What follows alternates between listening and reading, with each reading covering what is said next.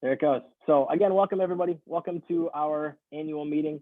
Again, if you just happen to hop in, we're going to go through how this is going to go, how this is going to work instructions quick. This will take a few minutes. We're actually going to practice a couple of the things that we'll do, and we'll go from there. All right. So this is Zoom. If you haven't been on here before, we use this for a lot of things. This is sort of our virtual Koinonia Hall / atrium / friendship hall. So these spaces that we gather, that's what this is like for us, whether we do this for meetings, whether we do this for coffee hour after worship. So if you haven't been, welcome to our virtual fellowship hall of sorts. This is what we do. And so we have different things, different opportunities during the weeks where you can hop on things like this, see your Grace family face to face. So welcome to our virtual hall. Some quick functions that you've got access to. Okay, so I'm just going kind of across the bottom of the screen if you're on a computer. Again, if you're on a tablet or a phone, it's a little different. You can do some swiping back and forth or a tap to get some of those functions to come up. You're not hearing anybody else because Brittany muted everybody, and we'll generally stay muted during this meeting, except when we're asked to for a certain reason. That might be discussion on something, or to share a voice vote if you're not on video. We'll talk about that in a second. So that's your mute button. That's the one that you will click if you are asked to unmute. Okay. The chat box, we just talked about some, but the chat box is a way for you to, if you need to type something in quick to the group, you want to say hi to someone quick, it's fine to use that during our meeting. It's fine to use that to chat. Think of that sort of like whispering to the person next to you at the table, except whispering to, we said it yesterday, whispering to everybody at the same time.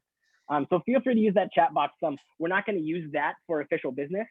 There are other ways we're going to do those things. So that's just a spot where you can have conversations. And so feel free to do that here and there on that chat box. We'll keep an eye on that for you. There's again, for most of you, there's one more I want to show you. There's a reactions button where you can click, and if you know what that button is, once you go ahead and show us one. Yeah, we got some celebrations, we got some claps, we've got some thumbs up. So if there's something, it's kind of fun to see. And by the way, Don's taking pictures of some of this, and so if we see everybody with these cheers reactions on there, that's kind of a fun thing. So you can react to different things without unmuting and talking like we would love to do. You can react to different things like that. It's a way that we can have a little fun and interact on here. So those are some of the basic features we'll use. There, of course, are some more buttons on the bottom there, but those should be the only ones that you really need to use. Again, for lots of you, you're seeing probably 25 videos on the screen. There are some little arrows on your left and right. So if you want to wave at the people who aren't on your immediate screen, you can click through and see those folks by just clicking through those different screens.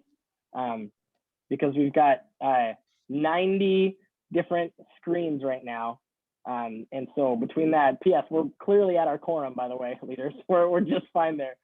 So it's really good to see you all. We needed to make sure we had 75 for our quorum. And since there are 90 frames and multiple people at home, we're going to be just fine. So we talked about muting. The last thing I want to mention there on muting is we're going to stay muted in general so that we don't have a lot of extra noise.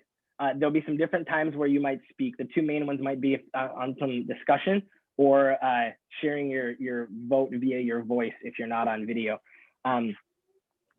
So when you do that, anytime that you're speaking, here's how we'd love for that to work. If you unmute and you'll be acknowledged by, might be Kyle, might be me, or if someone else is managing a part of that.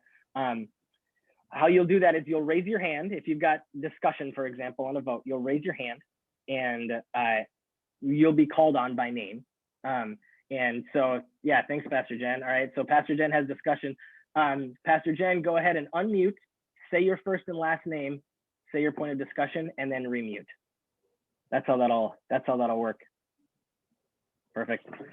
So we want to make sure as our secretary is taking notes and as we're seeing the recording and things that we are hearing those first and last names, so we know who it is. That helps us as we're looking at all these screens identify who's speaking. So that's our kind of plan for muting and discussion. Okay, so let's talk about our voting process now, and this is the part where we get to do a little practice. So we've got a number of items that we'll vote on here, and most of them are things like approving the agenda, approving minutes from last year. Kyle, our council president, will walk us through those things, but we want to share with you how that's going to work, and there are kind of two levels of it. So get ready to practice. So here's how we'll run votes. All right. The flow of every vote is going to go like this. There will be, just like we do in person, there will be a motion and a second. And so that part of gathering motions, Kyle will call for those motions. If you want to make that motion, simply raise your hand. Folks which is most of you on video, you can simply raise your hand. And Kyle then will say out loud, for sake of our recording, who is making that motion, who's making that second. So physically raise your hand. You can use the raise hand feature if you like, but since we've got people on multiple screens, it makes the most sense to simply raise your hand physically. And that is the way that you would make that motion, and Kyle will call out that motion and that second. All right, so there's the first part. Following the motions, there's a chance for any discussion then on those motions, and Kyle will call for that. If you have a point of discussion, again, when he calls for that, you'll physically raise your hand, and that's where we'll use that process work, Kyle, or I'll keep an eye on things in helping host too. We'll call on you by name. We will use probably whatever name or even phone number actually that is on your screen. So just pay attention to that. And then we'll call you by name. You can then unmute, say your point of discussion, and then we'll have you remute again, and we'll help keep an eye on that muting if we need to give you a hand with that. So that's how discussion will work. We'll check through the screens. We'll keep an eye on things so that everyone gets their chance to discuss. Like our usual rules, there's kind of a round of discussion, and if folks have a second point of discussion, we wait till everybody's had their first one, and we go from there. All right, following the discussion, when Kyle sees no more, he'll then call for the vote. And the voting has then a step one, a plan A, and then a plan B, a step two if we need it. So our first vote, which mirrors like we would do in person, this is similar to the all in favor say aye. Right. So Kyle will call for that vote. All in favor will raise your hands. Again, physically raise your hands. And then keep them up. Yes, you're doing great practice. So if we just had this vote, again, we'll practice this in a second. Physically raise your hand. Perfect, Kyle. Well done. And keep them up. That's the key here. Keep them up, because we're taking a minute to look through all the screens, and then we will let you know when you can go ahead and put your hands down. We'll glance through those. Okay. And then so that he'll call for the yays, and then we'll invite people to put their hands down, and then he'll call for the nays. And if you're a nay vote, you can physically raise your hand at that point. And then he'll call for that down. So that physical seeing you is for any of the group that is on video. And we know not everybody's on video because some folks are on the phone. So if that's you, here's how you do that. If you are on the phone right now, if you're not on video right now, when the yays are called for, not until Kyle says it, but when those yays are called for, someone answer Will's question if you can in there. Justin, can you check on that question in the chat? When those yays are called for, you can click the unmute button and say your vote out loud, whether that's on your phone or whether that's you just muted it on your phone or on Zoom. Folks on the phone, if you're muted, you may need to press *6 is the little code to unmute yourself to have some discussion or vote. So you can press *6 and unmute yourself. So you can physically by voice unmute and say your vote, and then mute yourself again, and then we'll help out with that if we need to. So that's how our main process works. So the two groups of people, if you're on video, you're physically raising your hand. If you're not on video, you're unmuting, quickly saying just yay, and just saying your aye when he calls for it, and then mute yourself again. That's plan A. Does that make sense? By nods? Wonderful. Okay. So that is our plan A. If there is not clear consensus using that voting method, then we will go to plan B. And here's how plan B will work. We'll use, again, a combination of two things. Everyone who is on the computer or a tablet, accessing through like an app or something like that, we're going to use the polling feature. I'm about to put a poll up, and this is going to be our practice. You're going to answer this poll. And you'll see in there that each poll, there's the main question, and then there is a spot for each voting member of the house in your household. So if you're a couple, you're there together, or if you've got voting members, hey, there we go, thank you. So you're seeing your first poll. So you'll see that it says favorite hot beverage. That's our practice poll here. We want to see what your favorite hot beverage is. So you can go ahead and simply click the button and then click submit after that. So I see people are coming in, that's great. What you may or may not be noticing is that, yep, you're seeing it right. So there are three household voters per poll. It makes you fill out all the questions. So if you are just by yourself right now, right, Lisa Wolf, you're the only one on your screen right now. So you're gonna vote as household voter number 1, and then you're gonna put NA already voted in number 2 and number 3, because it makes you answer those questions, okay? So that's how we'll do, and then that actually counts it up for us right away. So we can then take a look at those results and pay attention from there. So everyone who's seeing this poll, that's how you'll fill that out. And that'll be our first counting. Once we have those poll results done and recorded, then we will go to the second group of folks who are not on video, who are usually calling in on the phone. And how that will work, folks on the phone, is I will, as the host. Do you want to go in this, Mayor? No. I will, as the host, call out your, nice, good voting, well done. Polls closed. Are we coffee folks? Looks like we're coffee folks for the most part. So if you're on the phone, I will read off your phone number. And when you hear your phone number, that's when I'll ask you to go ahead and unmute, say your vote, yay or nay, and then remute. So that's how we'll take care of those groups, okay? Does that make sense? Wonderful. That's our voting process. The last thing that we're gonna put in the chat quick, just in case folks didn't get it. We sent out the voting packet by email. So you received the annual report a few days ago. Most of these documents were in there, but then there's also a voting packet that has the documents pertinent to votes: agenda, minutes from last year's meeting, slate of leaders that we're electing, and budget for 2021. Those are the main ones. So we're going to add this file in the chat right now. If you don't have it for some reason, you can download it right from that chat, and then you'll have that. You can access that either on it, have that up in the background of your computer, or hit print quick, whatever makes the most sense for you there. So we'll add that in the chat here shortly. Kyle, Pastor Deb, other exec or staff leaders, is there anything else that I missed that you're aware of? Nope, nice job. Very thorough. Wonderful. So that's our plan, everyone.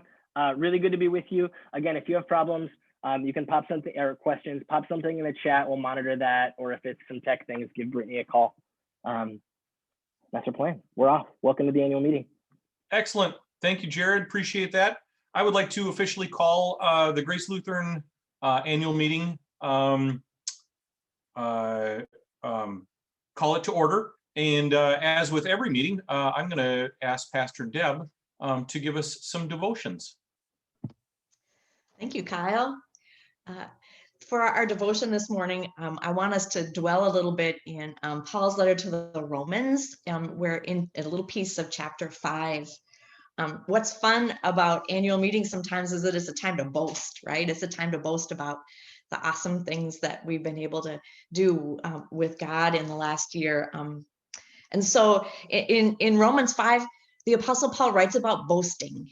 And he writes that not only can we boast about the hope that we have in God, but here's the part that fits this year. We can also boast in our sufferings. And Paul says we can boast in our sufferings, knowing that suffering produces endurance, and that endurance produces character, and character produces hope. And hope does not disappoint us, because God's love has been poured into our hearts through the Holy Spirit. I'm going to say that last one again. God's love has been poured into our hearts through the Holy Spirit. Over the last year, every once in a while, we take turns running on empty, huh? Maybe today is a day that you're running on empty. So I want you to hear this. God's love has been poured into you. Just take a breath. Just take a minute and just breathe in deep, and recognize the reality of God's love being poured into you. I've reached the point in this pandemic where I need scripture on every wall to remind me. And maybe you want this scripture, tape it on your wall. Suffering produces endurance, endurance produces character, character produces hope. That's the devotion, President Kyle. Wonderful. Thank you, Pastor Deb. I appreciate that. With that devotion, we will now entertain a motion to approve the agenda. The agenda was sent out to everyone. You should have a copy of that. We will now entertain motions to approve the agenda for this evening.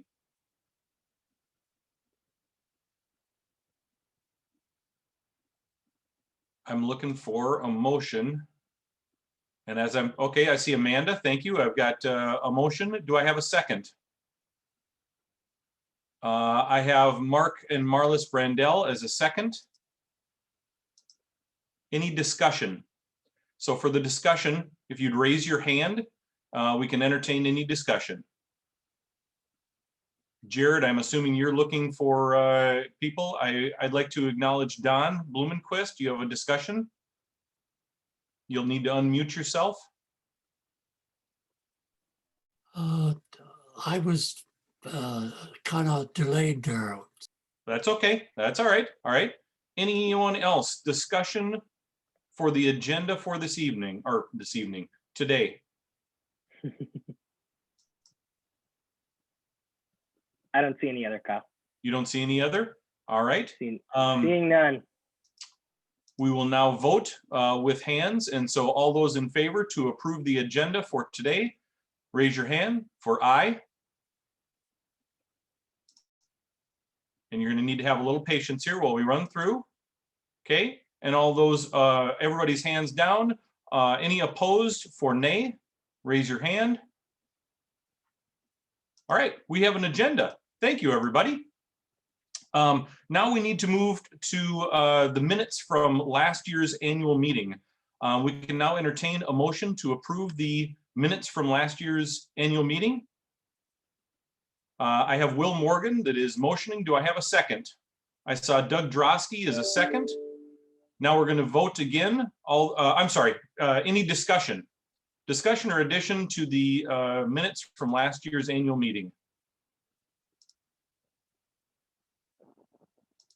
Jared, or does anybody else see any discussion?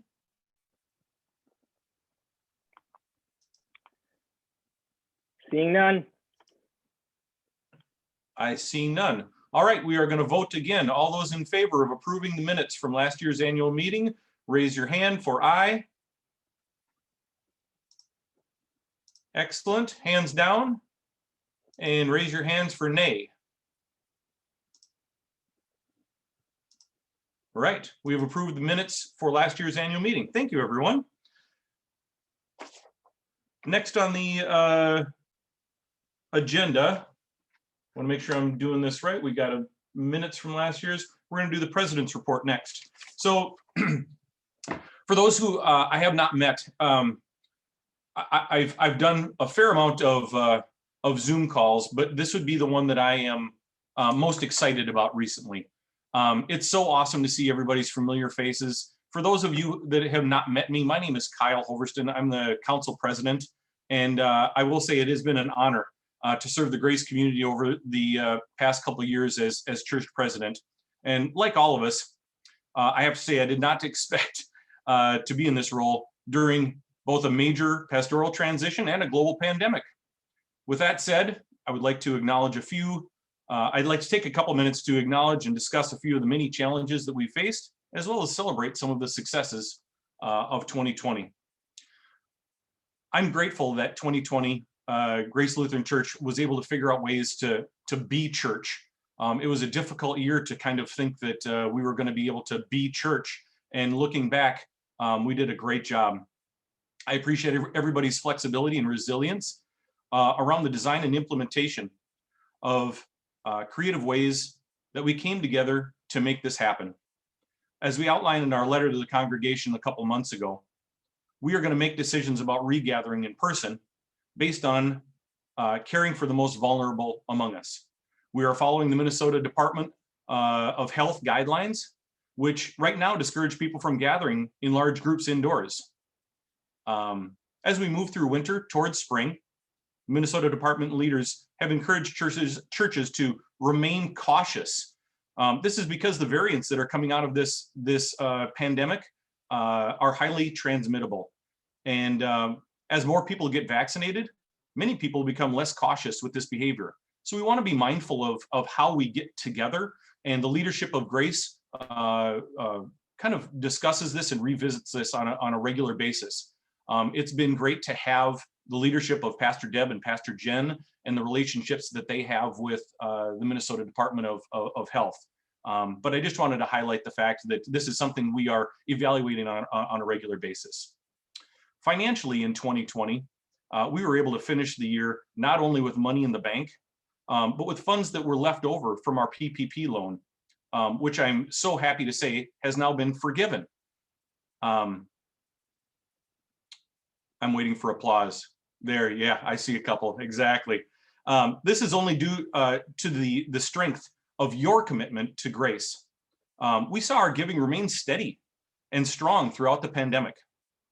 This is another opportunity for a big round of applause because it's all of you guys that made that happen. So thank you to everybody. Looking forward, I encourage everyone to continue to trust the leadership of Grace and their ability to put together a budget that's not only fair and balanced, but also rooted in factual historic figures. Briefly, this budget is being paid for out of 3 different buckets. Bucket 1 consists of funds that we presently have on hand. Bucket 2 is from the giving that was promised by all of you through our annual campaign. And bucket 3 comes from our current balance in our building fund. The building funds will be used to pay for our mortgage in 2021. Lisa will give you a bunch of additional details during her presentation, but I just wanted to give an overview of that kind of budgetary process. This year, let's not forget to show our appreciation to Pastor Deb Stalen. In case you haven't heard, we have a new senior pastor. She's awesome. She has led us during a pandemic when she had no time to get her feet wet before jumping right in. No time to make friends before showing us support and love, and no time to follow the flow the pastor would expect, but instead throwing all that to the wind and cutting a new path. With creativity, leading by example, and holding it together when things around us seem to kind of be falling apart. Thank you to Pastor Deb for providing us with words of scripture and getting us through COVID-19 pandemic one day at a time. We can't wait until the time we can worship together again, break bread together, and welcome you with open arms, as we've been waiting to do inside the walls of our church. Thank you, Pastor Deb. I also want to say thank you to Pastor Jen for all of her guidance and insight during the time she has been here as an interim associate pastor at Grace. Her flexibility has allowed us as a church to reflect on where we are financially and where we are headed in the near and long-term future. Instead of having to rush into putting a call forward for a new interim pastor, we've got the ability and the flexibility to have Pastor Jen's support, and the budget that will be proposed to us allows Pastor Jen to increase her hours as well to continue to support Pastor Deb and the rest of the staff at Grace. As we look ahead, we want to make a long-term commitment to an associate pastor at Grace. However, our leadership has made the decision that that time is not right now. We plan to revisit this initiative on a regular basis, but at a minimum every three months. I would also like to say thank you to the leadership of Grace, the executive committee, as well as the Grace Church Council leaders. Their leadership has enabled our church body not only to survive, but thrive in a crazy, extreme year. So each of them, as well as the members of all of the commissions, have been the glue that held us all together during 2020. With all that being said, I am sincerely excited for 2021. We as a church body have continued to show up in new ways, despite COVID. We have marched ahead with our masks and our social distancing. We have continued to meet and plan for our future ahead. This has laid the groundwork for what will come in Grace's future. We now want to we now all wait patiently to receive our vaccines so that we can get close and meeting together inside of our sanctuary and greet each other face to face. Thank you to all of you. I've enjoyed the privilege of serving as Grace Council President, and I look forward to our future. Thank you. I'll now have Pastor Deb unmute, and she will give her pastor's report. There she is. Thank you, Kyle. Kyle has been such an amazing partner. I'm remembering it was just over a year ago that you and I got together at Caribou Coffee and Shakopee to meet each other for the first time, and little did we know the highs and lows that we would have together. Thank you for your leadership and for your steadfastness. And I think that most of what I want to say today is thank you. I am so grateful for the faithfulness of our Grace staff. If you are wondering what it's like to be on the Grace staff these days, it's just about constantly reinventing how we can practice our faith, how we can connect in Christian community. They have been working so hard. They have been doing such creative work. They are so resilient and they're showing such great endurance. So can we give the Grace staff a round of applause right now to show them our appreciation? And if you ever think of it, just if you ever are just thinking a thought to yourself that you appreciate them, I encourage you to just send an email or a pic or some sort of message to our staff members on an ongoing basis. That boost is really helpful. I am grateful for our leaders who, when they were elected to their roles a year ago, had no idea what sort of leadership would be required. Every time I do a special shout out, I'm afraid of leaving people out, but right now I'm thinking about especially the Love Opens Doors team.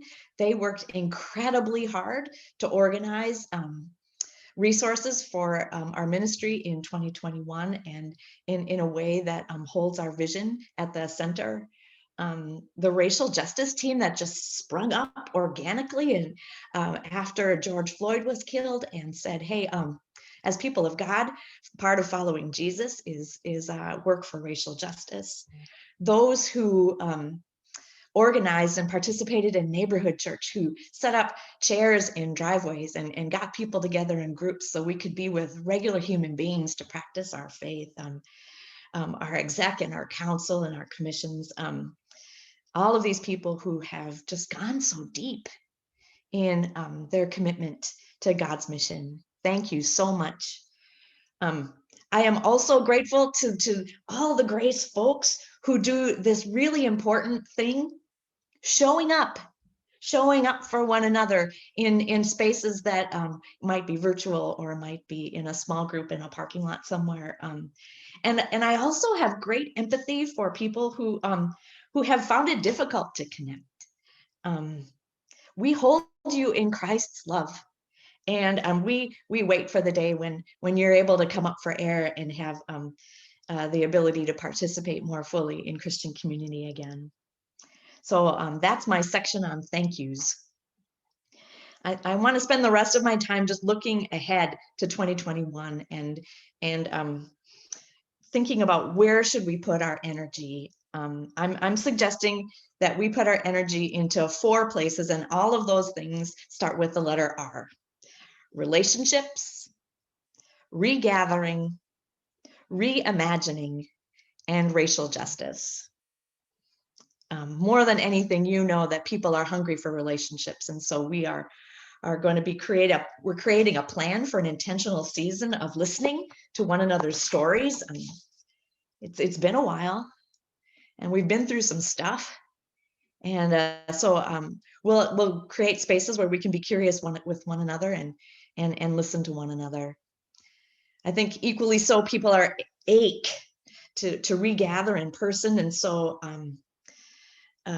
we're going to be pulling teams together for the nuts and bolts of making that happen, so we can be safe. And then I think it's important for us to all kind of set our expectations that when we do come back to in-person ministry, that is going to be different. Right now, we're guessing that people will trickle in versus flood back. That some of our ways of being together as humans might need to be different, and so there's going to be a good amount of reimagining that we will do as we regather. One example I want to give is that I think that some of us have said, "Oh, I like worshiping at home on my couch in my pajamas." So we will continue to offer online options for participating in Christian community, even when we do regather for worship. And then the 4th R is racial justice. Really the way that that I've been able to figure out how to lead in this last year is to pay attention to where the energy is. And there has been a groundswell of energy from a growing group of Grace folks who are living out the love and justice of God by dedicating themselves to racial justice work. And I'm really grateful for this really committed group of people who want to learn about whiteness, who want to learn about racial trauma, and work on our cultural competency so we can be in relationship with people across difference. And then as we're able to get back and do more things in person, we'll do some intentional listening in the community to see if there are any issues that we need to work on. That I said that about a year ago, right before Grace called me, was that the thing that struck me most about Grace is that this congregation knows how to love bravely, and you did that in 2020 in so many ways. And so I just want to end with this. I trust with every bone in my body that Jesus is with us. Amen. Amen. I trust with every bone in my body that Jesus gives us strength for each day. Amen. And I trust with every bone in my body that Jesus will give us the endurance that we need. And I know that Jesus is still calling us to love one another, and still showing us the way. So that's my report. And I invite Pastor Jen to give her report.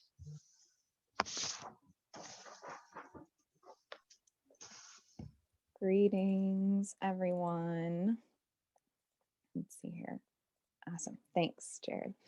I'm Pastor Jen Collins. I'm your interim associate. We might not have even met yet, except for from afar or on the phone. And I just have to say, I am so grateful to all of you in the immense, just welcoming spirit that you all have had at Grace, not only for Pastor Deb, for myself as well. And I am just filled with gratitude. And so I want to lift that up as we journey together.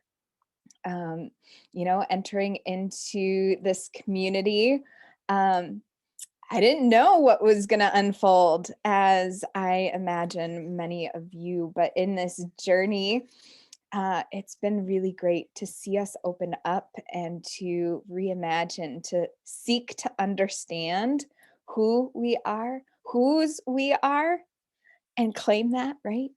Whose we are, where we're going, and indeed wrestle with how we're going to get there. Just as Pastor Deb has lifted up these incredible goals that move us forward into 2021 and beyond.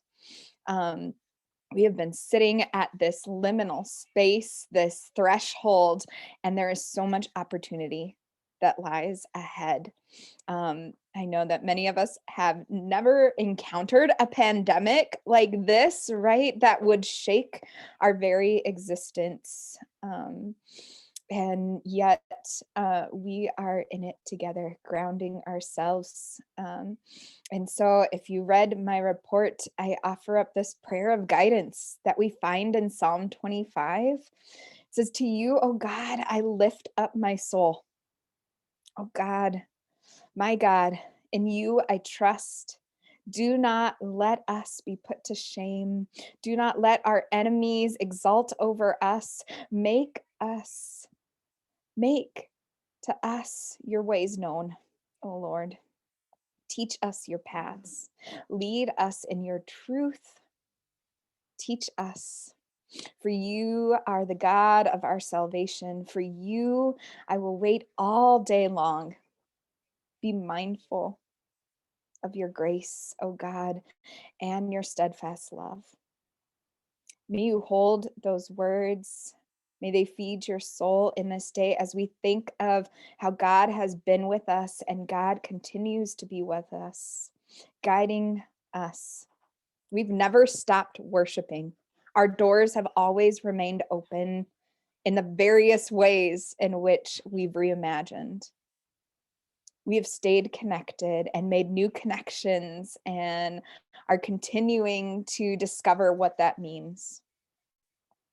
We lean on, yet again, these words that in all things, through Christ who strengthens us, there's possibility. And we have stepped into spaces and places where we have been willing to try new things. I have loved the creativity. I love that this community is wanting to sit in this moment of history and lean into these uncomfortable spaces to keep ministry going, to keep that mission going forward.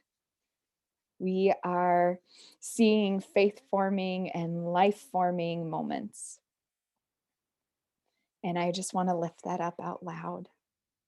And that it's okay also for us to struggle. We're not familiar with this journey and the ways that would unfold, and yet we're strong, resilient people of faith.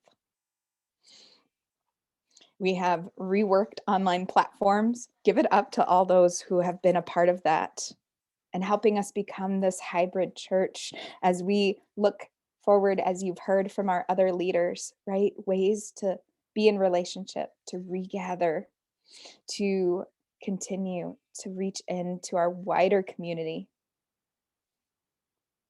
And so it's my hope, as I've heard it voiced from others, to continue to be a beacon, to be light for others, hope for others, in a place where we can authentically and wholly be ourselves.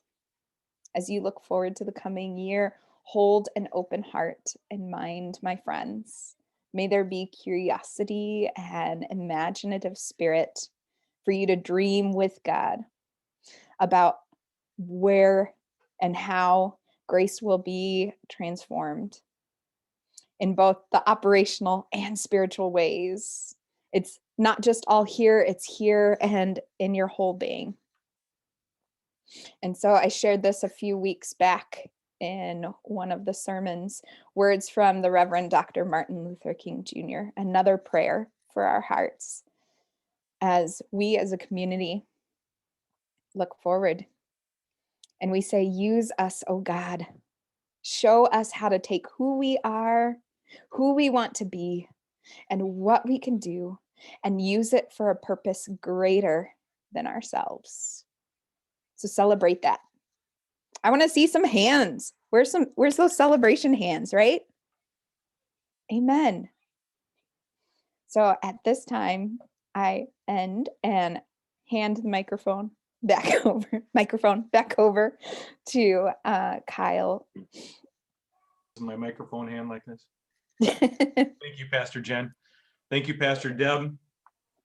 Appreciate both of you giving us a wonderful report. Thank you.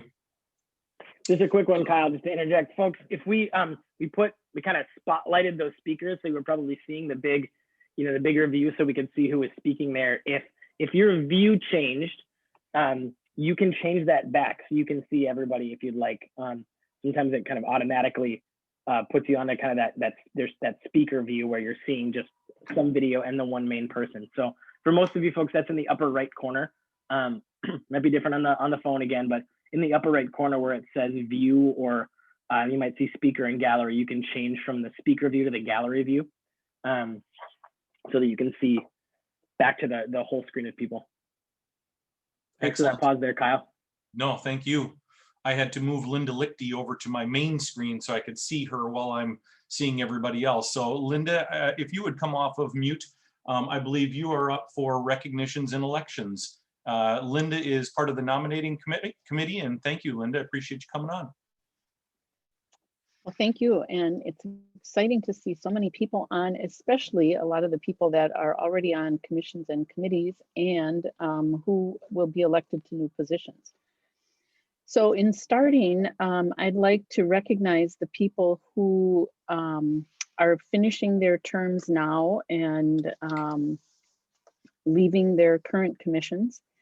And those people are on executive, Katie Prasek, Tyler Smethers, and Lisa Wolf are all leaving executive.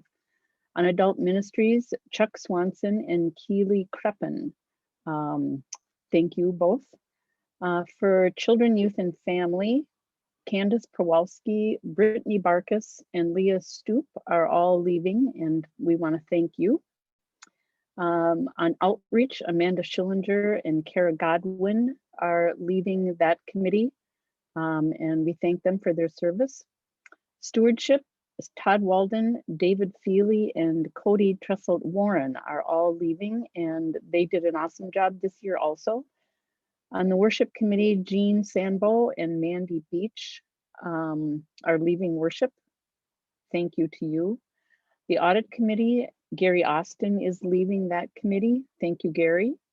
The endowment committee, Dave Olitz, Ron Olson, and Chuck Whiting are all leaving that committee, and thanks to all of you. The nominating committee, and I especially want to thank these people, Matt Dimich, Linda Lichty, and Paula Albright are leaving this year. Reconciling in Christ, Harry Jiraki, Reggie Graupman, and Amanda Basler. So a special thanks to all of you. They deserve a round of applause. It's lots of work to be on these commissions and committees, and they've all done a great job, even in our pandemic.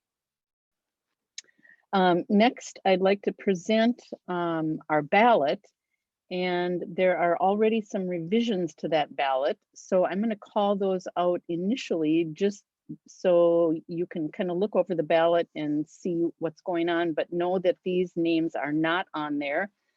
For children, youth, and family, Stephanie Gunderson will be has accepted to be a nominee. For stewardship, Alan Bosch has accepted the council rep position. He's in his second term, so he'll be just 1 year in that position. And for the endowment fund, Karen Anderson will is agreed to be a nominee for her first term. So to read off the people, you have a list of everyone serving on all the commissions, and we are thankful to all those people who have said yes over the years and continue to serve in their positions. I'll read the candidates and the term that they are agreeing to serve prior to our vote. So new on the executive committee, Marie Christensen for term 1, Doug Drosky for term 1, Cody Tresselt Warren for term 1. On adult ministries, Ginny Bendixson, term 1, Linda Thompson, term 1. Children, Youth and Families, Stephanie Gunderson, term 1, Heather Olivier, term 1, Brad Stone, council rep, term 1. On the Outreach Commission, excuse me, Katie Christensen, term 2 as the council rep, Jeff Grokosinski, I hope I pronounced that correctly, term 1, excuse me, and Patty Curlin, term 2. There are no new candidates on property. On stewardship, Alan Bosch for council rep in his second term, Scott DeGraff, term 1, Tom Thorstensen, term 1, and there is one open position on stewardship. On the worship commission, Joel Atkinson, term 1, Stesha Dunker, term 1, Lynn Jesh, council rep, term 1. On the endowment fund committee, Don Blumenstein, term 1, Linda Lichty, term 1, and Karen Anderson, term 1. On the nominating committee, Lisa Wolf, term 1, 2 open positions remain. On the audit committee, Ryan Fleeser, those candidates are only eligible to serve 1 term. And on the Reconciling in Christ committee, Deb Hansmeyer, term 1, Martha Hiltner, term 1, and Linda Ott, term 1. There are no new candidates on memorial, personnel, or risk management. So that is 77 people who agree to serve in these positions. And thank you, thank you, thank you. It's excellent, all the people that serve and that are agreeing to serve anew to help with our envisioning what's coming this year. So with that, I could take nominations from the floor or the room, whatever we're in here, if you had permission from that person to be placed in nomination. So there's 3 open positions, 1 on stewardship and 2 on nominating. I guess raise your hand if you have a nomination. Yeah, Kyle, similarly to taking a motion, we'll keep an eye on hand. So physically raise your hand if you have a nomination that's agreed upon.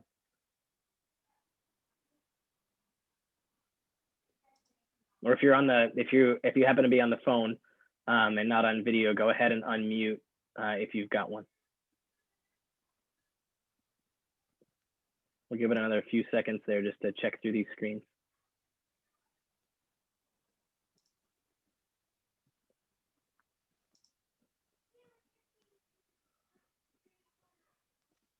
Seeing none, Linda.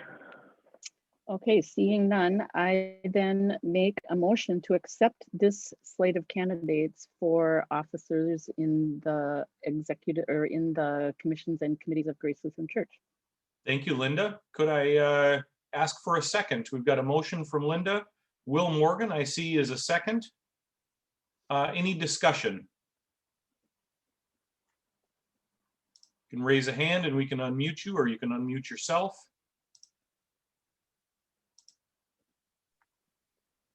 Yeah, again, if you're not on video, we won't see your hand. You'll have to just unmute. Go ahead and unmute yourself and say your first and last name if you have anything to share for discussion. Linda Berman, I second. Excellent. And we had a second. So we're on discussion. Any discussion points?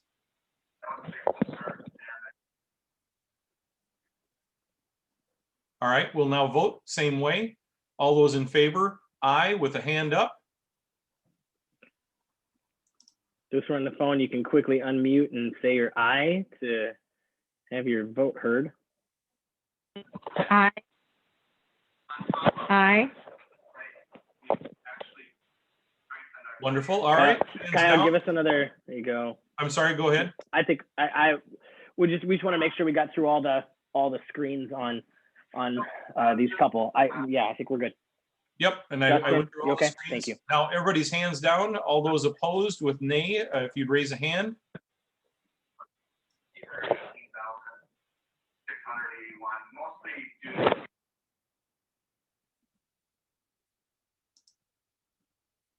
All right, thank you very much. And so we have passed for those that are going to be elected into our commissions and committees. Thank you, everyone. Yay. That is awesome work. Thank you to everybody. There are open positions. So just to give a little kick for Linda, in case anybody has an individual that would work well, please contact anyone from nominating committee and we can get them lined up for the open positions. All right. We are now on to the 2021 budget. And I think I have, there's Lisa. Hi, Lisa. You want to come off a mute? And if you could give us the details on 2021 budget. Thank you. Hey, everyone. Good to see all the faces. Before we jump into the budget, I just want to say in your packet, you saw the 2020 results as well. And I think that's cause to celebrate, right? We had lower expenses for sure, but continued faithful giving and the PPP loan received and forgiven. We ended the year in a strong position, cash in the bank. We didn't use our line of credit. So I think that, like I said, a moment of celebration for that. And then Kyle had alluded earlier to some of the points in the budget, but let's jump into that. The council has prepared a balanced budget supporting the ministry plans of grace. And I just want to highlight a couple things in there for you. First of all, this is a unified budget this year. So in the past, we've kept the mortgage fund and the ministry expenses separate. Going forward, it's one budget, including everything. So on the budget, you're seeing on the top line, the income of $1.2 million.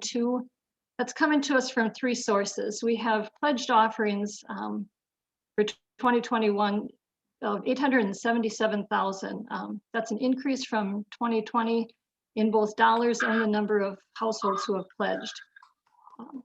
Historically, we also know that there are faithful members who give on a regular basis and don't pledge.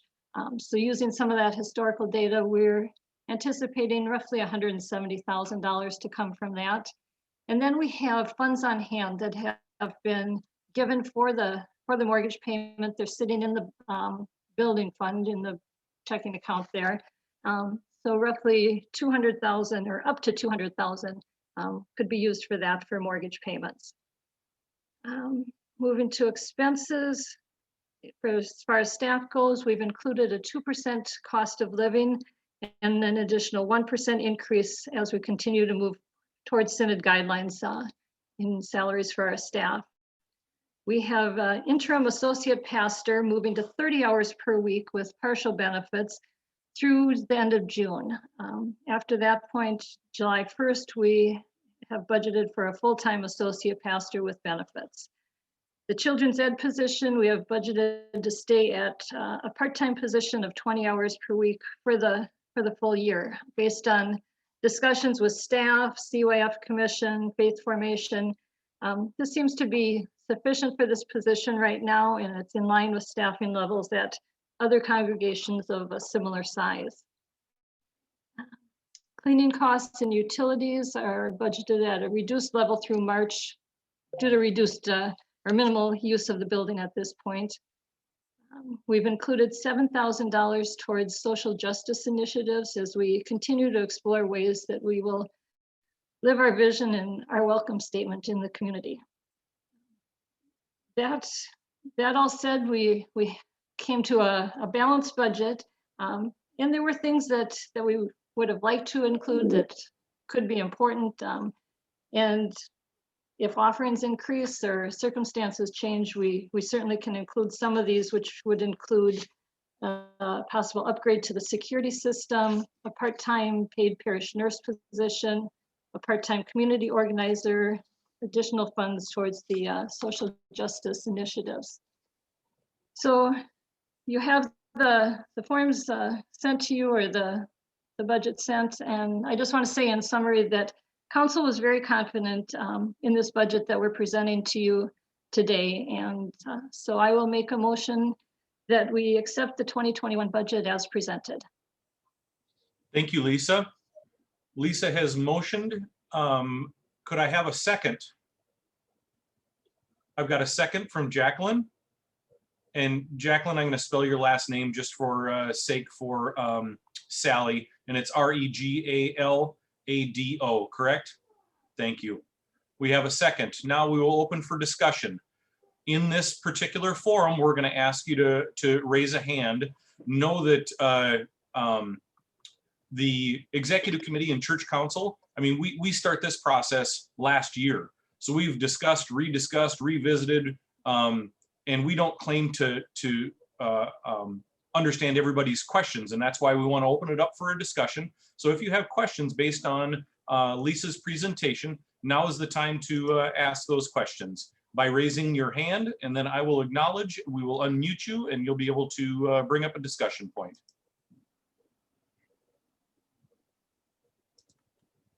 And have patience with us while we scroll through the screen. Look through the screen.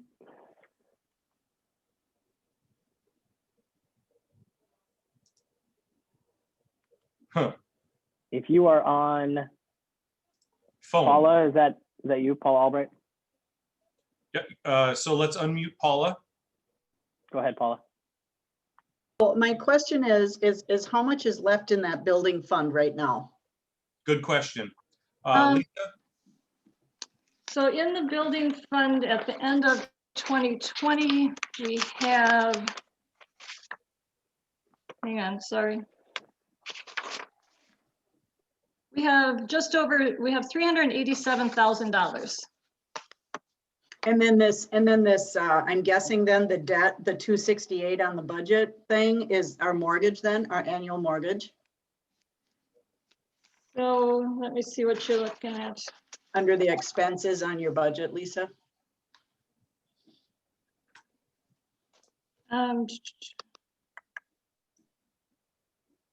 Yes, yeah, Okay. yes, that's the debt that's on there. Thank you, Paula. Additional discussion, either raise hand, or if you're on your phone, go ahead and unmute, identify yourself and ask your question.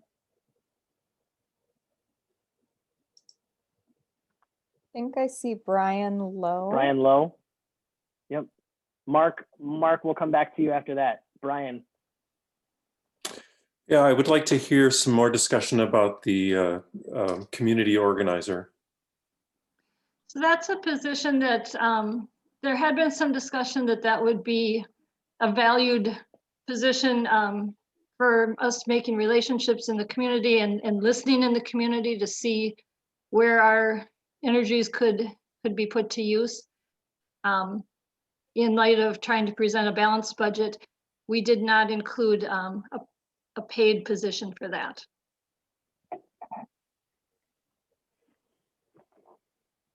But my question was more, not so much about the financing of it, but about the, how does this play a role in our ministry in the community? You know, I'm gonna let Pastor Deb answer that because she'll be able to answer that better.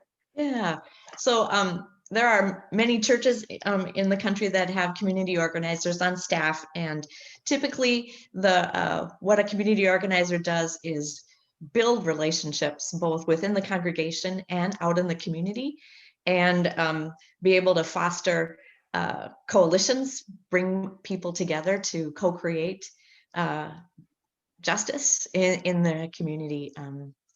An example I give is Holy Trinity in South Minneapolis, and their community organizer on staff helped notice that in their neighborhood that there were a lot of payday lending institutions that were really taking advantage of their neighbors and doing harm. And so that congregation built relationships in the neighborhood, built power, and figured out a way to start their own lending that wasn't predatory through the church. So that's just an example of what kinds of things can happen when you intentionally build relationships and listen. You can take action on things that the community cares about. Have we seen other churches in the South Metro area doing this? Do we have examples of the kinds of outreach that they're doing? Brian, the ones that I'm most familiar with are in this city. Thank you. Mm-hmm. Thank you, Brian. Now we'll I go think to Mark Owen. Hi. Yeah, my question is on the income side, the online giving fee. I realize it's probably just more complete to have it up in the income section, even though it's a minus. That was one thing I noted, but I was also curious, is that a flat fee, or is that a percentage of the giving units all stacked together? You know, it seemed, I was just curious if there was some information behind the number. Joni can chime in and correct me if I'm wrong, but I'm pretty certain that that is a percentage. So it's a processing fee, just like if you're a retailer and you accept credit cards, there's a percentage fee that the credit card company is going to charge you. And that's the same kind of thing here. It's worth noting that the system that we use that is the same one that you guys, you log into the directory or things like that, called Breeze, that also manages that online giving process for us. They don't charge us a separate fee. So it was among the reasons why we picked that particular system as our church management system. They don't charge us additional fees for that. So that's all, those fees are credit card processing fees that the credit card company, like any transaction, as you said, Lisa. Okay, that's good. Thanks. Thank you for the question, Mark. And thank you, Jared. Additional discussion questions. I see Lynn Jesh, I believe. We'll get to you, Brad. I just had a kind of a comment or correlation to the previous question. When we do our giving, we had the option of opting to select to pay those online giving fees as part of our offering. So we have, it's like $3 extra that we offered and opted to pay to help offset that cost. Just wanted to make sure that everybody knew that that is an option, because it did negate, it was unfortunate looking at that list, right?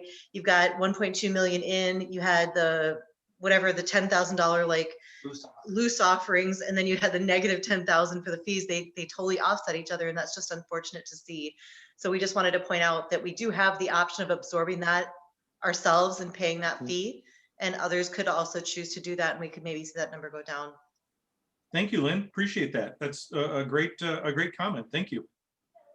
Lynn, the other thing that's been helpful to note there is that in sort of the ease of having regular, and this is why when we launched this, the regular automated giving is one of the best things that we can do. We see a lot less, more than enough to cover those fees, a lot less drop off when we can't do things like physically go to church during a pandemic, or when we're here and there during the summer. And so when we built that system, knowing there's of course some fees there, but the regularity and the automation of that more than make up for it, which is, the math says, is good news.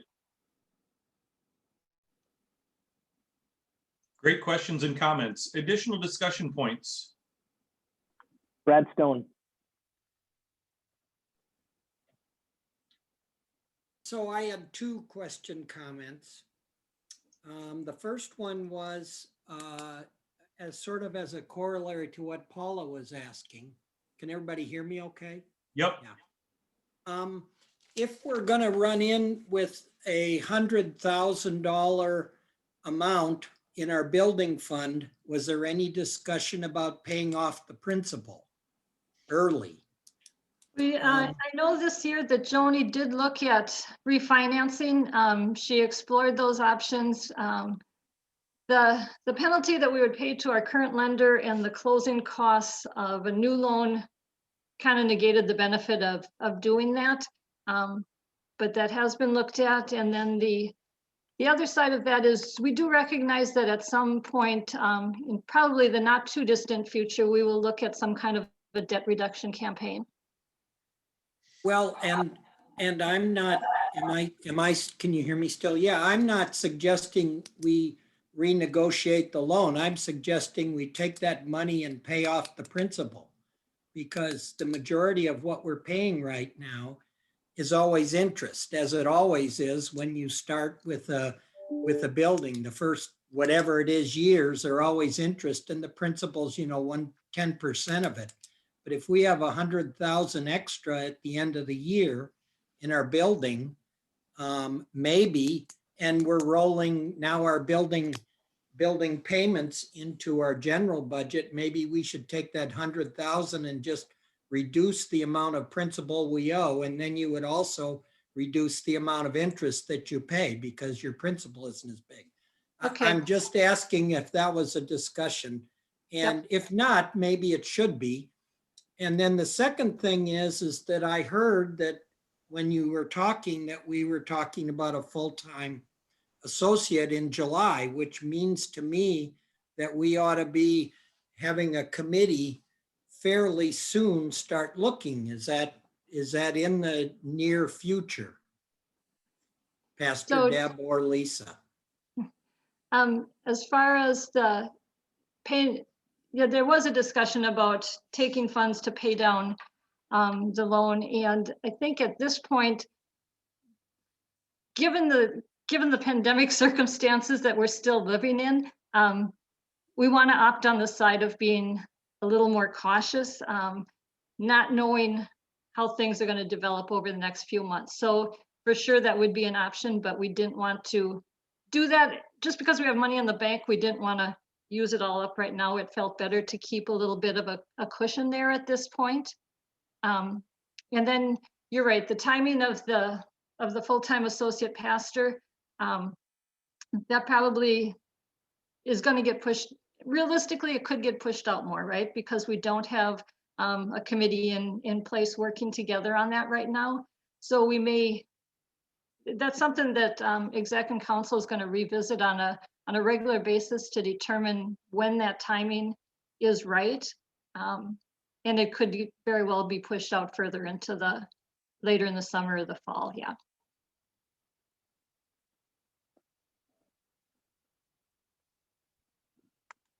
Does that answer make sense? I mean, because the discussion, we've revisited it multiple times, and I don't know that there is an absolute right, only because there is variables out there that are difficult to quantify, given the pandemic. Opting on the side of being cash rich and being able to sustain any lean months that would be coming was kind of the resolution or the end point of that discussion. But we did look at paying down the mortgage. The flip side of that is we pay down the mortgage, but then we don't have enough cash on a monthly basis. So we did go back and forth regarding what is the best way to go. We've discussed it with Joni, Pastor Deb, Pastor Jen, and so we've opted to keep the cash rich. If halfway through the year, pandemic is resolved, giving is still strong, we get to do whatever we would like to do. We could take that cash that we have and pay down that mortgage at any particular time. But with that many variables out there, we just decided that it would be a good idea and prudent to put that decision off until we see some sort of resolution to the pandemic. So. And if I can jump in, thanks, Kyle. I think one of the things, given there's still a significant amount remaining on the principal, and while I don't disagree with you, Brad, that makes sense. I don't know that it, I don't think we did the math necessarily, but it wouldn't change the factor significantly on what we are paying for the interest versus principal at this point. I mean, it does, and every little bit counts, of course, but on balance, I think the safety net of having that money is a little bit you know, I think tips things over in the balance of keeping that money on hand if needed, you know, to pay payroll, right? To make payroll if we have a lean month. So. Thanks, Justin. Go ahead, Brad. Just one comment and then I'm sorry to beat a dead horse. No. But we have to be very careful that if we have to use that money from the building fund to pay payroll, that we should be paying that money back to the building fund since it's already been given in good faith to the building fund. So we can't really just take that money and use it for operations ad lib, I don't think, at least in my mind. And we discussed that wholeheartedly. And go ahead, Lisa, I'll let you give an explanation. I was going to say probably what you're going to say is that the intent is that the money that's been given to pay the mortgage is going to be used to pay the mortgage. Yeah, we won't be borrowing from that fund. With the money in the bank and the current giving situation, we won't need to. The intent was to use those funds in the building fund to pay the mortgage. You know, the excess, you know, again, to your point, we could use to pay down, but freeing up that amount of money every month to pay the mortgage allows us to do all of those other things that the budget entails. And Joni, did you have additional comment you wanted to bring? I do. Yes. Hold on just for a moment. Let's go with Joni first and then we come back. Yep. I just wanted to mention with what Brad had said, if you look at the balance sheet, all of the money that over the past few years, any money that was borrowed from the building fund for some kind of general expense has been paid back to the building fund. So it's all even Steven now. Thank you, Joni. Okay. Brad, does that, Marla. do you have any additional Marla. concerns or questions? We'll be right there, Marla. Okay. I just want to make sure we've answered Brad's questions before we move on, that's all. Okay, this is just corporate memory, 40-year member, FYI. In 40 years, this church has never not had a mortgage. It would be nice to get rid of it and have a mortgage burning ceremony. Agreed. Thank you. I would look forward to that day. And the financial situation that we're in today, I haven't been around 40 years, only 18, but that's I don't recall a situation where we have not used our line of credit, had money in the bank at the end of the day, at the end of the year, and have already paid the St. Paul Area Synod, you know, the fees that we commit to every year before the end of the year. So we are moving in that direction, and I agree. I would welcome that day.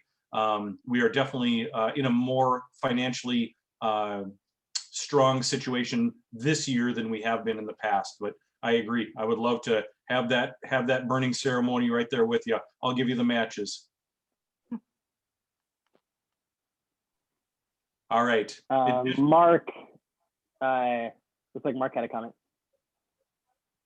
Well, different topic, but when we look at the gifts of grace for like 87,000, when I look at the income statement, there's only like 65,000 there. So there's quite a bit of difference between the gifts of grace and the benevolence. Is there a reason for that? I'll let Joni correct me, but some of those gifts are in that bucket called funds in and out, basically. So I give $100 because I want to forward that on to ELOG for disaster relief. And so then that goes in and then back out again, but it's not part of the income statement. Is that right, Joni? Yes, I would say that's right. And also some of it is year to year. There's a little bit of balancing there for, it's given in 2020, but it may have been, the funds in may have happened in 2019. So I can try and do a reconciliation for you, Mark. No, that's good enough. Thank you. Mark Additional Stanbo. points? Sorry, Jared, go ahead. I just was the other, we had two Marks with questions at the same Yeah. time. That's Mark Stanbo. okay. 3 Marks, you're right. Where does the excess from last year fit into this budget? We have, well, and I'll at least, Lisa, you're better at it. You go right ahead. The excess from last, you mean from where we ended 2020? Yes.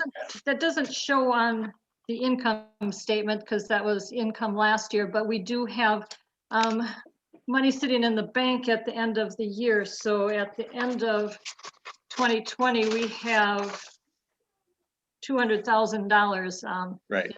in the checking account. Yeah, so my question is that doesn't fit into this budget at all then? I mean, see. it's there. It's It's cash. there. Right. So what we could say is our offering total is 101.4 million. Right, because we have that, yes, we have that money Extra. available to spend, yes. Yep, okay.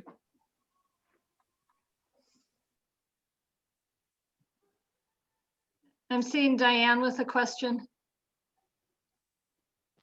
I was just wondering if there are any known large ticket items that are in the wind or that we're really watching closely coming up that we need to be mindful of with our, especially our building budgets over the next couple of years. Great question. I don't know how large. I know that in upgrading or updating the security system is something on the radar. I'm not sure the exact dollars on that. And I do think that Dave was telling me the other day, possible need to update the wireless, the speaker system or the microphones in the sanctuary. Yep. So those are a couple items that are on the radar that I know of. Dan, we're not, the microphone part, we're not sure yet what the cost or estimate will be there. It's related to the wireless bands that we can't use anymore. So we've got some upgrading there. We're not sure on the cost yet.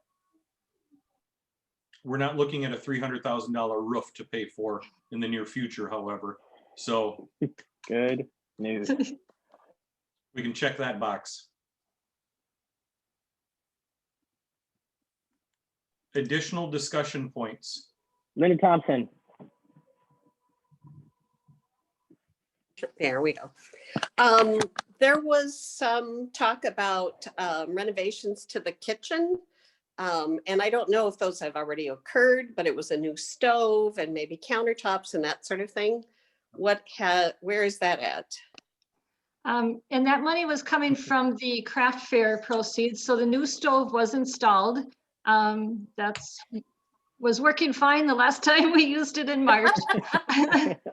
And the countertops have been delivered. I saw them the other day. They have not been installed yet, but we do have the stainless steel countertops and those will be installed hopefully soon in the next few months before we're back in the kitchen. That's so very exciting. I know it. I see a Lefse party coming in the kitchen for sure. Right. Gene, did you have, Gene Sandbo, did you have another comment there? Just a comment, the money came from the grand sale. Yep. Not the Oh, craft yes. sale. Sorry, Jean. We worked so hard. You sure We'll did. give you credit for that because we love the results. Yeah, thank you.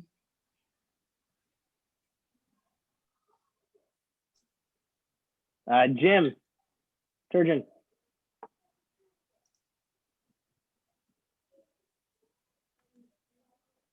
You're still on mute there. Here, I'll click the ask button. There you go. Yeah, just wondering about the debt for the organ. Is that no longer, has that been paid off? I'll let Joni answer. I believe that it has. The organ has been paid for, and if you remember that campaign year was mortgage and organ. The gift was for mortgage and organ. So the funds, the organ has been paid for. Thank you. Thank you, Joni.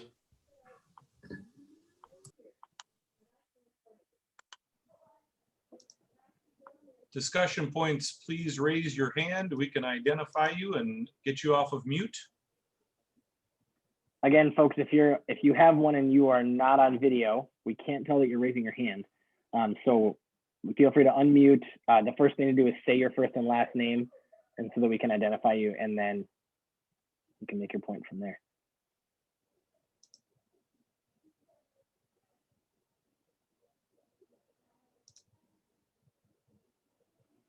Last call. Last call for discussion points based on the budget that's been proposed. I'm seeing none, Kyle. Wonderful. All right, we will now vote for the budget. I see a hand.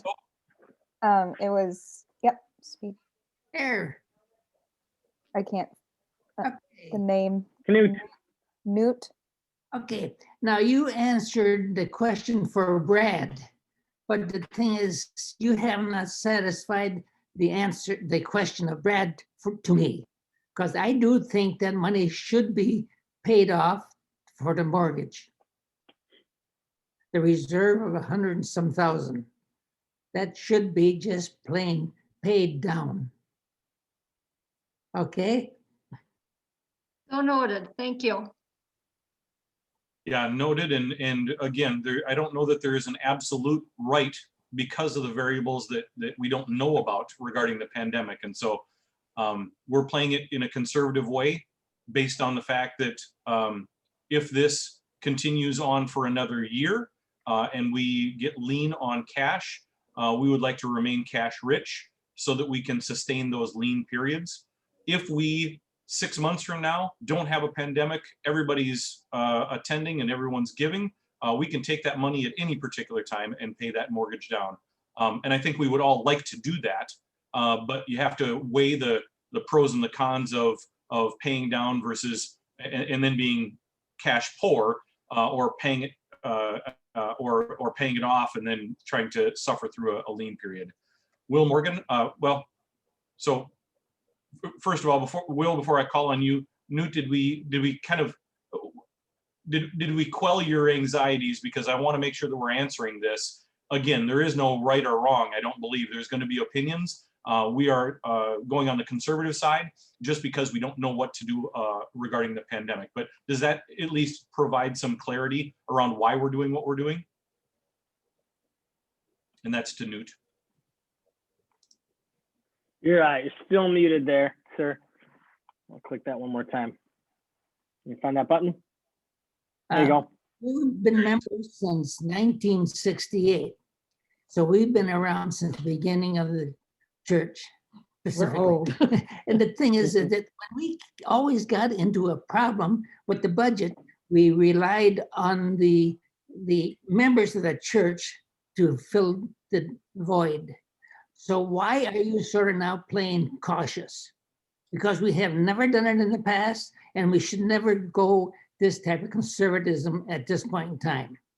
I think we should just plain pay it off, then put pressure on the members to fill in the shortfall. That's my opinion. And I appreciate that opinion. The only reason that I can give you is the pandemic that we've never had to deal with before makes us nervous as to what happens if this continues on. Tomorrow we can pay down that money. If we pay down the money, we can never get that cash back. Relying on the members, I agree. We're always going to be able to rely on the members. But until we kind of get through the fog of what this pandemic looks like, this is kind of our hope, is to get to somewhere that provides some clarity as to the end of the pandemic before we decide we're going to take the cash that we have on hand and pay off the mortgage. We all want to do that. I think I can probably speak for everybody on exec and church council, because that would be the right thing to do. But because the pandemic has never been here before, we don't know exactly what that clarity looks like, because we're still in the kind of that fog of when is the end coming. And if the pandemic gets so much worse, what does that do to our cash position? So Joni or Pastor Deb or Lisa, if you have any other additional comments, I want to make sure that we're satisfying people's anxieties as to the decisions that we're making. Joni, go ahead.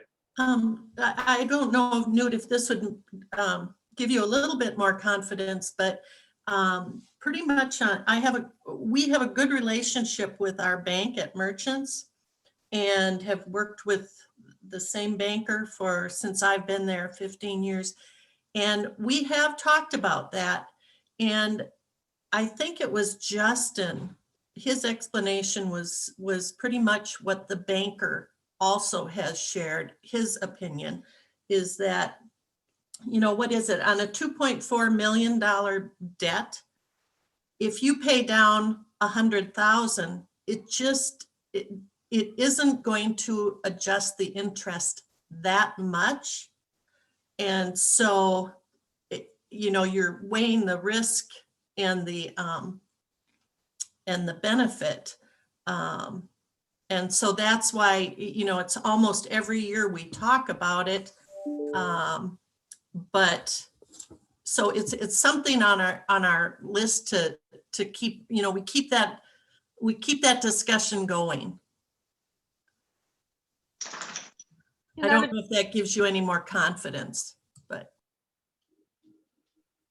I would just say, to echo what Joni and Justin had said, is that paying off the 100,000 on the mortgage to bring the interest down slightly.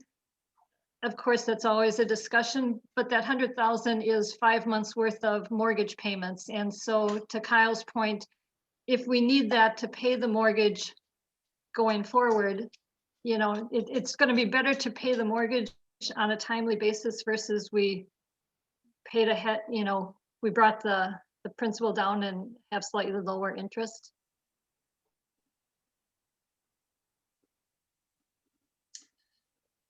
I'll call on Will Morgan. Thank you, Will Morgan. Thank you, Mr. President. A couple of things I wanted to, one of the things I wanted to say was what Joni just reminded us of, and that was the notion of how much interest savings that $100,000 would make on the total loan amount we have, and that Justin had mentioned earlier that there was a very small interest savings, and it's certainly worthy of conversation, and I'm glad that the executive committee has done this. I served 4 years on the executive committee pretty recently, and we were never in this financial position in those 4 years. And October and November and December would come, and Pastor John would go to the congregation and talk about, hey, we need to step up, and we need to, and Newt's right, the congregation was always there.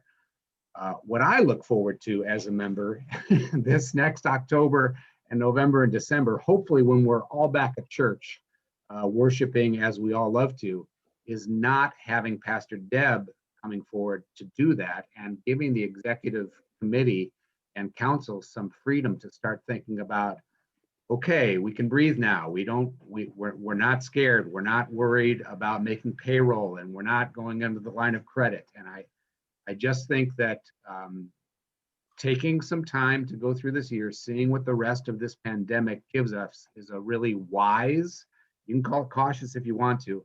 I think it's a really wise and prudent position to be in. And I support that position. Thank you. Thank you, Will. I appreciate that comment. Additional discussion points.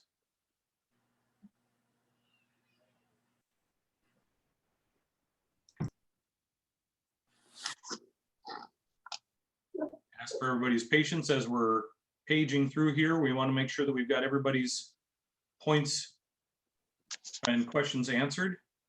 Go ahead and raise your hand and keep it up if you've got one.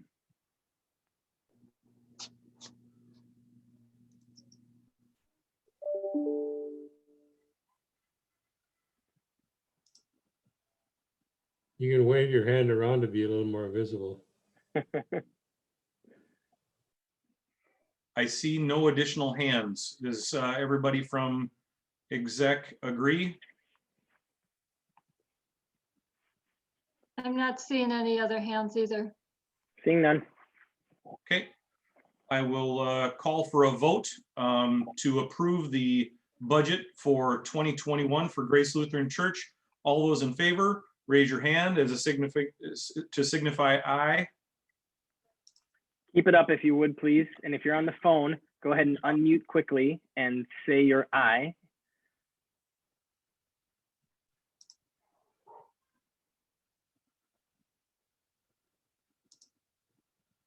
All right, and hands down. Now all those that are nays, if I could have nays, hold your hand up, please.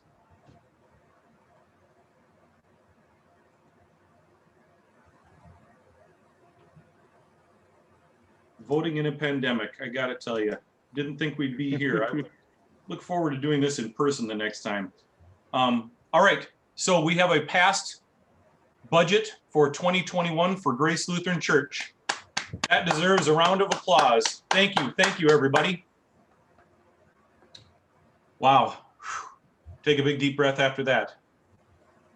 All right. After our 2021 budget, we are on to other business, and I believe, I gotta look for my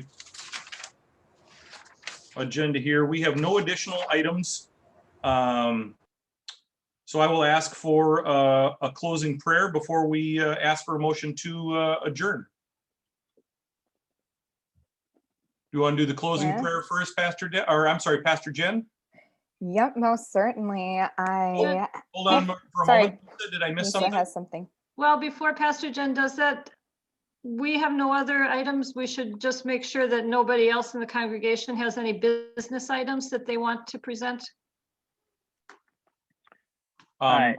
Sue Swanson, I just got your message. Was that a budget related or an other business related thing? We missed your hand.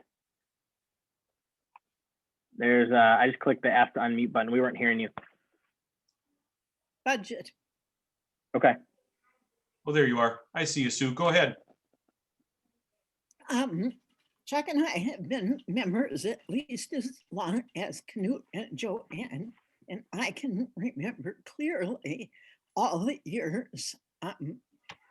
The forecast was dire, and it seemed like we went to the congregation about every other month to ask for money to help pay the mortgage, the lights, the heating system that died in the middle of March. And it was always extra because we weren't making budgets. So as much as I agree with Knut that paying off some of the principal is a good idea, I think it's also a better idea to hang on to that money for some of these unexpected expenses that always seem to roll around at the most inopportune time. If for a change in the 40 years that Chuck and I have belonged, we actually are a little flush. Well, that comes with a new year, and I support that. Thank you, Sue. You're welcome. I appreciate that. Yeah, it's not that we're trying to make bad decisions, but we are trying to be mindful. And I appreciate everybody's comments and concerns because it takes everybody to make these decisions. So thank you to everybody for your comments and discussion points regarding the budget. I'll just reopen it in case anybody had any thoughts or discussion points on the budget before we call for adjournment. We've already voted, but I just want to make sure if anybody's got any additional comments. Okay. Pastor Deb, why don't we do I'm sorry, Pastor Jen, why don't we do a devotion, and then I will see if we can get a motion for adjournment after that. That sounds great to me. I have words that I hope that you carry with you into the next days, weeks, months, year ahead. These are from Saint Teresa of Avila, and it's a benediction, a prayer for you and all of us in this community. May today there be peace within. May you trust God that you are exactly where you are meant to be. May you not forget the infinite possibilities that are born of faith.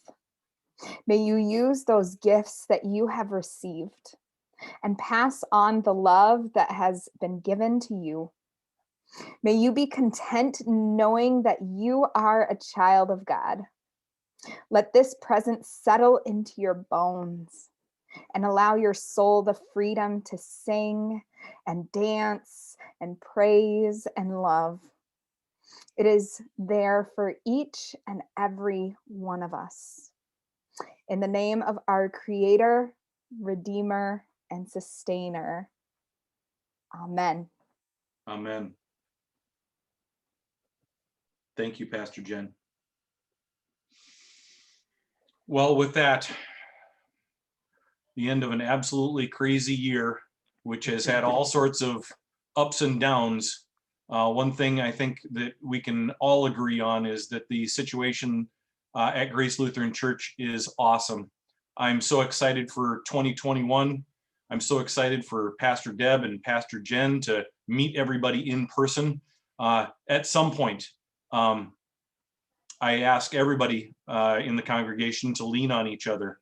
This is the time which a group of faith-based human beings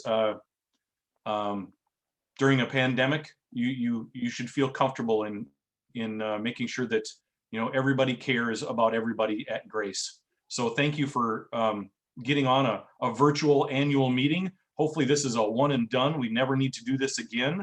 But I can't say thank you enough to everybody, to Pastor Deb's point, for showing up. Thank you. I will now entertain a motion to adjourn our annual meeting. I see Lee. Lee is giving us a motion. Can I have a second? And a second is it Stacia Dunker? Stacia, is that correct? Thank you, Stacia. We got a second. We'll vote as we always do. All those in favor? Quick discussion, just in case. Oh, sorry. Dave, I don't want to miss your hand up. Dave, Lucy, did you have a comment, or was that a? Well, it's progressing, but and I know that you're trying to adjourn, but my comment was, having heard this discussion about the mortgage, is that I know that we have not filled the associate pastor. We're still short on that too, and that just having worked with pastors through the years in different congregations, I'm new to you. You don't know me, but I worked with them. They are people too. There's a lot of pressure that goes on there, and that the ability to solve having an associate pastor to provide Deb with ongoing support is also important if we're going to have additional funds. And so we do need to take care of our pastors. They've been doing and through a lot. Pastor Jen's been wonderful. She is interim. We don't know what that looks like, but there is a commitment that the church should make to the associate pastor, so we don't burn out our current pastor that we just got been through this process. So I just want to leave people with that thought as we think about the budget as we go forward as well. So, amen. Thank you for that point, and I agree wholeheartedly. Increasing Pastor Jen's hours to be able to support Pastor Deb is part of that budget proposal. Closing the books on 2020 and kind of allowing us to understand the positive situation that we're in financially allows us to now, make good decisions. It's always to be in a situation that we're in, to be able to make those decisions is a really comfortable thing. Making the decisions based on fear and based on, hey, we don't have any money is not where we want to be. So I agree, and thank you for that point. And I look forward to our exec and church council having those discussions. We have committed to revisiting that on a regular basis. And as soon as we are getting through the fog of the pandemic, we are definitely wanting to make sure that Pastor Deb is supported. Right now, through the discussions, we've discerned that Pastor Jen is increasing her hours, and that's going to provide that support. But we look forward to a call process and a full-time associate pastor as well. But thank you for your comments. Now I can't remember where we were at. Did I? That was technically discussion from the discussion. motion to adjourn. Thank you. All right. So Now any we're going. additional discussion would be the last step there. All before the right. vote. Any additional discussion points before we adjourn? Before I call for a vote to adjourn? Again, folks on the phone, you can unmute and say your name because we're not seeing you raise a hand if you are there. Thank you, Jared. I'm seeing none, Kyle. We will now vote to adjourn. All those in favor with a raised hand, say aye. On the phone, go ahead and unmute quickly and say your aye.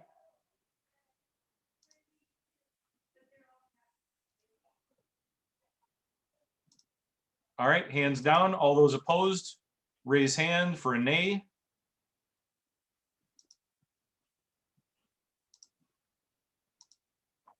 All right, we are adjourned for the 2020 annual meeting.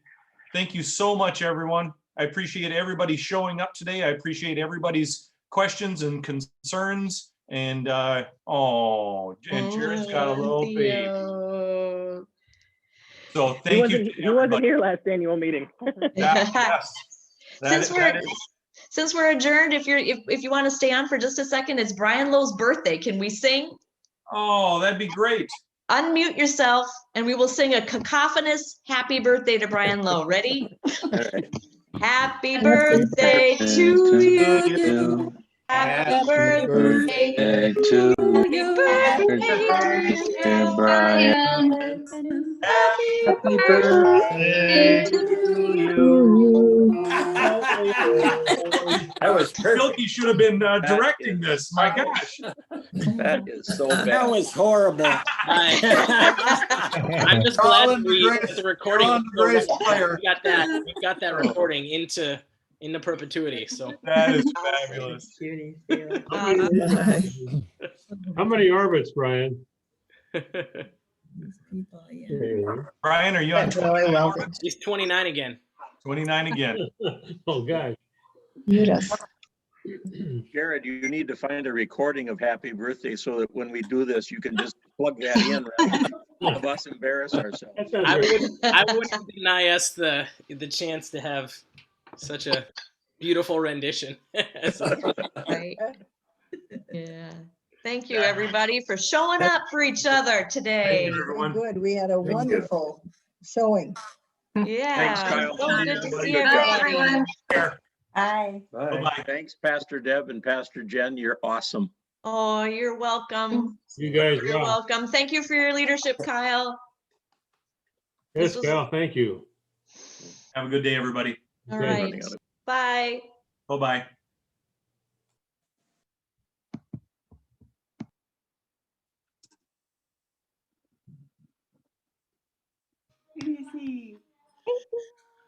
Hey, Theo. Your friends? There they are.